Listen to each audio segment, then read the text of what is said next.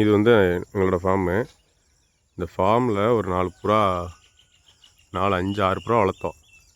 அப்புறம் வளர்க்க முடியல, ஏன்னா ஒர்க்கு அதிகமாக இருக்கனால இங்கே வர முடியலன்னு விட்டோம். இப்போ இந்த புறாவை கொண்டு போய் ஒரு இடத்துல விட்டுட்டேன். எங்கே ஒரு 15 கிலோமீட்டர் அங்கிட்டு கோயிலே எங்கேயோ. ஆனால் அந்த புறா அங்கேயே இருந்து திருப்பி இங்கே வந்துடுச்சு. வந்து கிட்டத்தட்ட 1 இயர் ஆச்சு. போகவே இல்லை. இந்த இருக்கு பாருங்கள், இந்த கம்பி, இந்த கம்பிலேயே உட்காந்துருக்கு டெய்லிக்கும். எனக்கும் மனசு ரொம்ப வருத்தமாக இருக்குது. ஏன்னா நான் வாரத்துக்கு ஒரு வாட்டி தான் அந்த ஃபார்முக்கு வர்றேன். ஏன்னா அதுக்கு அரிசி வைக்க முடியல, எதுவும் வைக்க முடியல. ஆனால் இது எப்படி போய் சாப்பிடுது, என்ன பண்ணுதுன்னு தெரில. யாரும் தெரிஞ்சால் சொல்லுங்கள். பாவம்.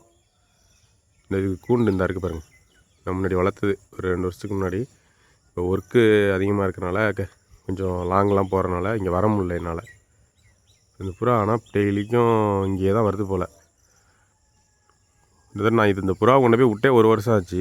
ஆனால் இது இங்கேயே வந்துட்டு போகுது. பார்க்கவும் பாவமாக இருக்குது. இது எப்படி சாப்பிடுது, எப்படி தண்ணி குடிக்குது, ஒன்றுமே தெரியல.